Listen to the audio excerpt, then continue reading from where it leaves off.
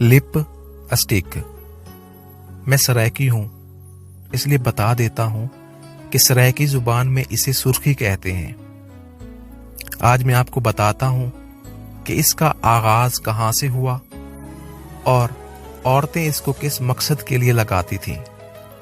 Lip stick का आगाज फ़राइन मिस्र के अहद में हुआ।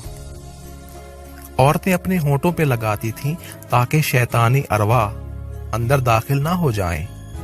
हो सकता है उस दौर में लिपस्टिक बदबूदार हो, लेकिन आज तो लिपस्टिक शैतान को भगाने के लिए नहीं लगाई जाती, बल्कि इसे देखकर तो शैतान जमा हो जाते हैं। ऐ हवा की बेटी,